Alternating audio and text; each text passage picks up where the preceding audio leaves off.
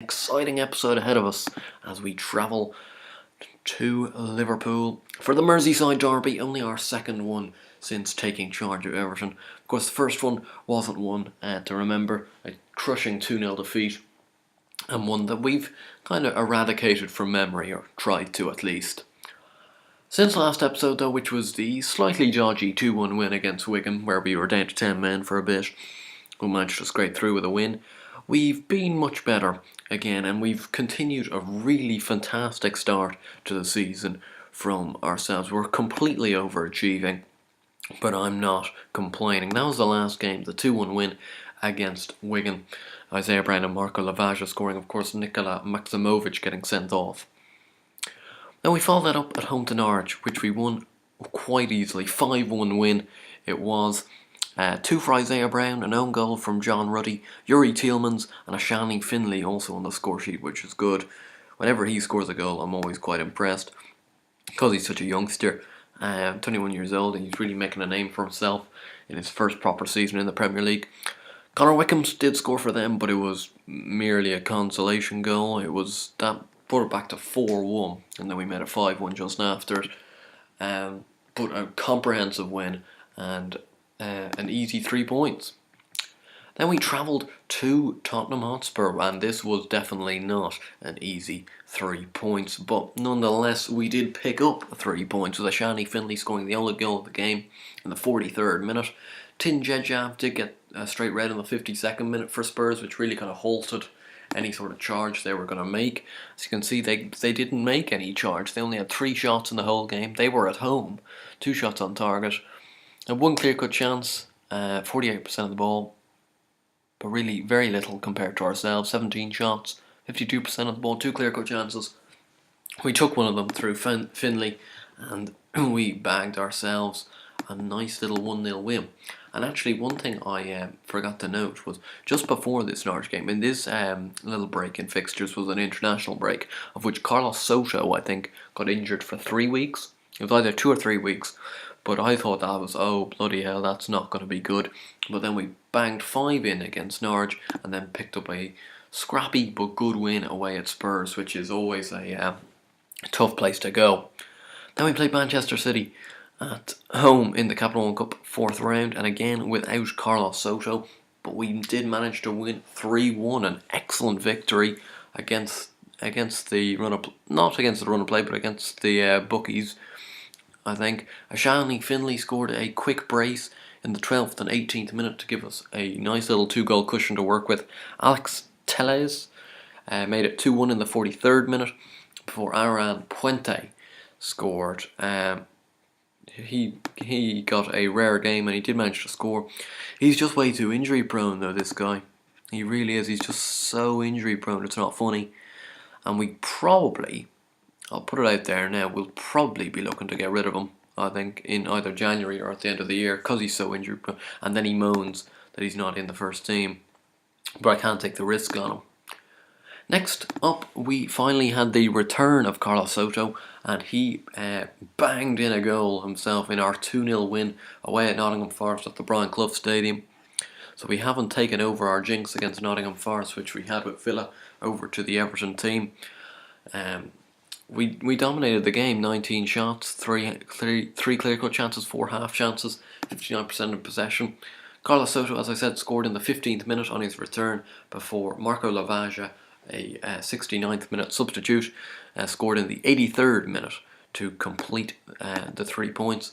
And another good win away on the road, which is always pleasing.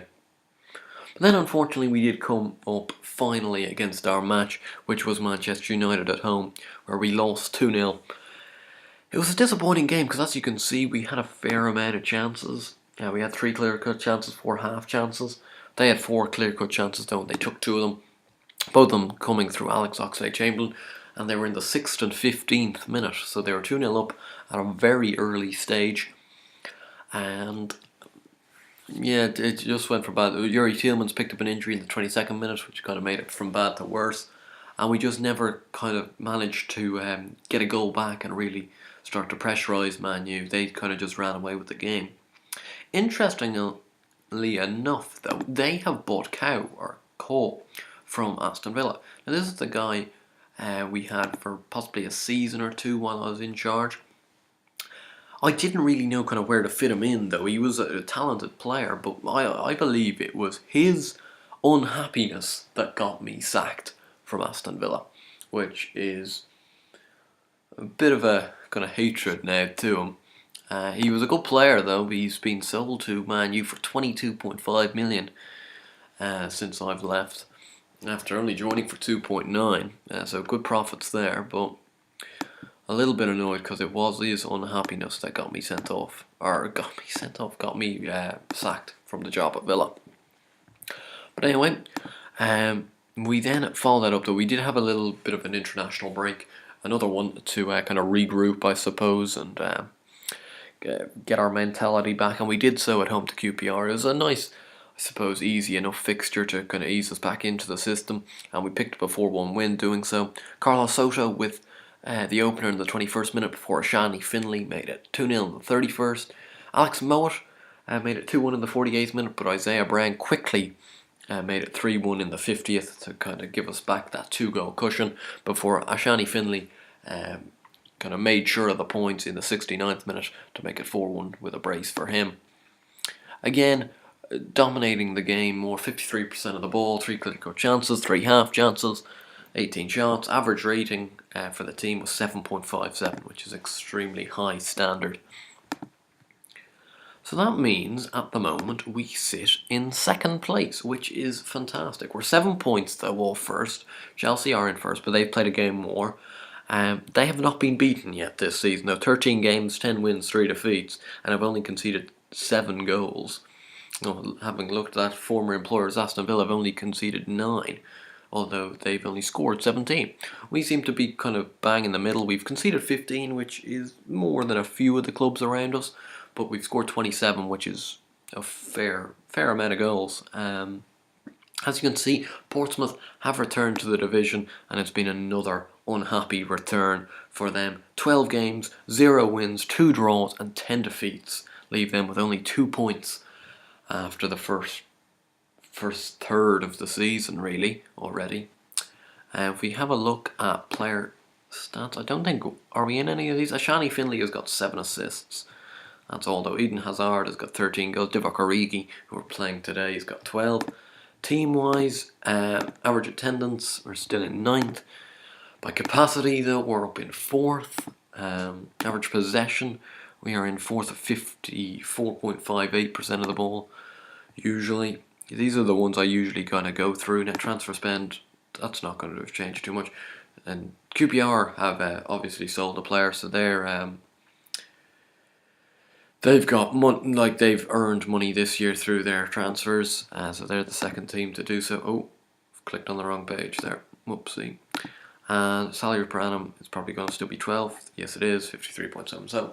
So not bad at all.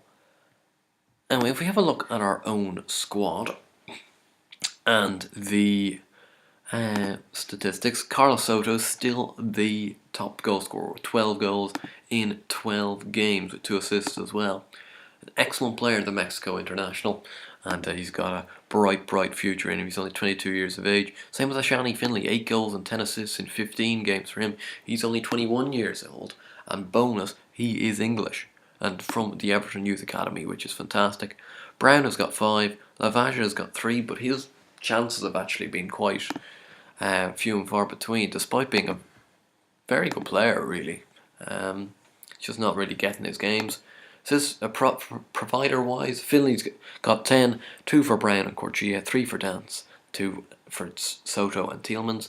Average rating-wise, Finley was 7.63, Puente 7.37, Soto 7.36, Kolasinac 7.24, and Brown 7.21. Yuri Tielemans also doing well on loan, 7.14 average rating for him. He's finally getting a run of games, and he's really showing me what he can do, which is fantastic. Actually, though, I've got something wrong there. Ryan Wilkinson has been playing most of our games in goal this year instead of Andre Blake, ever since really that 4-2 defeat away at Hull. Wilkinson's really been getting the nod. And he's been keeping quite well. He's had 10 games. He has only kept 2 clean sheets, but he's only conceded 9. He's been very unlucky. Like, if we go back to the fixtures, like you can see here, there's a little bit of a trend, and even the games we're winning, we're kind of conceding just 1. And there's a lot of 1s there conceded, rather than only 2 shutouts under Wilkinson, the Forest game and the Spurs game. But both of them are very respectable clean sheets, and hopefully he can provide one today. Again, Matt Dance, also another youngster, getting his really first proper taste of the Premier League this year, and is adapting well. 1 goal and 3 assists in his 15 games, 7.13 average rating, which is a very high standard from him. Also, Stefano Denswell, new signing, 29 years old. He's done well. I did hope that he would adapt well, and he's done so. 6.97 rating in 15 games, and not too shabby at all. If we have a look financially, we are doing better. Like since I think all those guys leaving in the summer months, we've got nearly $1 million in the bank and are projected to make another $2 million. But if we continue to stay near the top of the table, we're going to make more and more money. As you can see, we are through to the Capital One Cup quarter-final, but we have been drawn away at Spurs, which is a very tricky tie. Yeah, so that's going to be interesting, to say the least. So I don't really know what to do with that, but hopefully, like, we've beaten them once before this year, 1-0, so hopefully we can do it again. They're looking to play a 4-2-3-1 formation with, of course, the key man for them, Big Divock Origi, who still really, like, his season that we had him at Villa was his season where he finally kind of came into his own. So I'm nearly taking a bit of credit for it. He scored 19 goals in that season in all competitions, and ever since going back to Liverpool has been knocking them in. 37, 27 and 12 already have been his last kind of 2.5 seasons, which is fairly high standard. 58,000 is Anfield Stadium now, and it's apparently meant to be a sellout today. Got Wilkinson in goal, back four Dance, Denswell, Besic and Maximovic, and Corchia. Tielemans and Galloway in the middle, Finlay playing just behind Brown and Soto. This has been fairly bang on pretty much every game. So we'll get into the game, and the teams are warming up. Oh, it's going to be on 3D. Actually, we're going to try something today. This is going to be the debut of 3D highlights. I'm not going to be playing the actual game on 3D because that would absolutely ruin. Well, no, it wouldn't ruin my computer, but it would just take hours and hours to upload. As for, we're going to give it a go. If it comes out extremely laggy, I will kind of immediately cut it, because I don't think there's no point in kind of risking the quality of the videos just to see it in 3D. But if it comes out nice, it might be a nice little added touch to and make it a little more realistic, you guys getting to see it on 3D as well as 2D when goals go in. Having said that, though, after this whole big 3D debut or something, this game's going to end up 0-0 and we won't see anything in 3D. Hopefully not. Hopefully we'll batter Liverpool. That's what Everton fans want me to do, and that's what I'll be looking to do. But here's Navarro for Liverpool. They've got a nice little early start in behind, but Wilkinson's able to collect. As you can see here, first 9 minutes, 50% of the ball each, not a single shot from each team, so very even start. No team really taking the initiative yet in the game. But here's Isaiah Brown. Can he find? No, he can't. He finds Navarro for Liverpool, though that's not who he wanted. Raheem Sterling in behind. Don't give Origi that sort of space. Hits the bar. Denswell clears. And that is our first warning in this game. And Galloway with a good last-ditch tackle on Raheem Sterling. You can't let Origi get in behind like that. He's too good. He might have missed that one, but he's not going to miss a second if we give it to him. And here's Raheem Sterling. We haven't really turned up here to start. And here's Origi again. God, he has missed a second one. I'll have to go back on my word there. I really didn't think so, considering his goal record in the past 2.5 seasons. I really didn't think if we gave him 2 clear-cut chances he'd miss them both, but he has done. Yuri Tielemans has picked up a knock, which has really summed up a fairly dire afternoon. So far versus Origi has missed a third clear-cut chance. And we are really scraping away here. James McCarthy's going to come in for Tielemans, and hopefully maybe he can give that little added bit of experience to that midfield so we can shore ourselves up. Here's Maximovic. Galloway. It's gone in! Brendan Galloway! Our first shot. Galloway's first of the season. And that is a goal. That is a hit and run from ourselves here. That is a real hit and run. Maximovic with the ball in. Galloway rises high. And that is an excellent header. That is a world-class header. Andy Carroll-esque that one was. Rising high, around 12 yards out, but a bullet header into the corner. From my point of view, that 3D came out fine. I'm not sure what it will look like though on looking back on it in the recording. But anyway, as I said before, as I said when the goal went in, this really has been a smash and grab first half so far. But I suppose that's usually what happens when your team is in a good vein of form.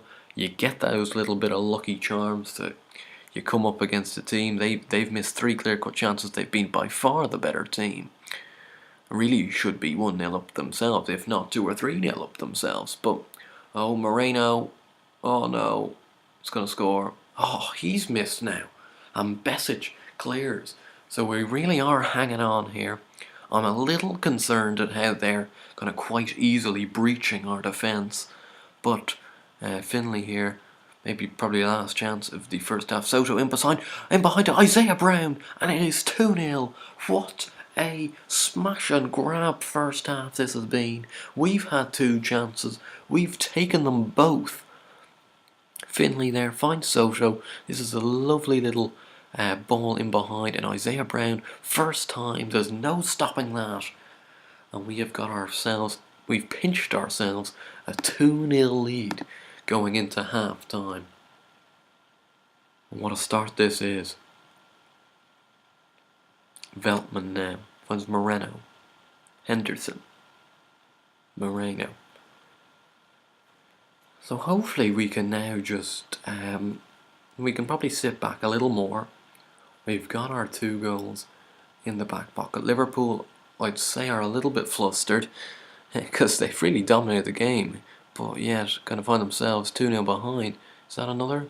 Is that the chance? No, I doubt it is. Origi, Navarro, it's 2-1. It's game on again. Fran Navarro with his 4th of the season. It's a good goal from Liverpool. Again, breached pretty easily though, our defence. Even though there's a fair amount of numbers in there, nobody really picking up. And Navarro quite easily gets past, I think it's Maximovic, yes it is, and manages to slot home, and this makes this game very interesting now. At 2-1. It's getting to substitution time, but here's McCarthy, maybe a chance to regain our 2-goal cushion. Maximovic inside to Isaiah Brown, again to Finlay, Denswell. Oh, why don't you take the shot on there? Why is he not taking the shot on? That is a real centre-back thing to do, I'd say. He's been given a gift of an opportunity and he has spurned it. We're going to make a change, are we? Where do we make the change, though? We're going to leave it as it is for now. Of course, if it goes to 2-2, that really shows that the team are getting knackered. But here's Finlay, finds McCarthy. Can he find Soto or even Isaiah Brown? Galloway now. Of course, the scorer of the first goal, Maximovic. Oh, don't do that. He's on fewer risky passes, like that's an individual player instruction for him. Besic was really well to hold off Fran Navarro though. But we're giving the ball away far too easily in these situations, which really isn't part of my philosophy whatsoever. I'm a controlling sort of manager. I've done it with Villa, I'm doing it with Everton, but we're giving the ball away far too easily, and if it wasn't for a superb save, and I stress superb save there by Ryan Wilkinson, it would be 2 apiece. I think we do need to make a few changes now.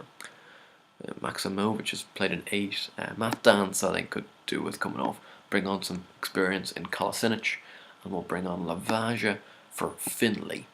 And those are our two remaining changes, so I'd hope that we won't pick up an injury in the last 15 minutes here. We've brought on some fresh legs behind the striker and at left wing back, both the kind of two youngsters going off and being replaced by what should be slightly more experienced, slightly more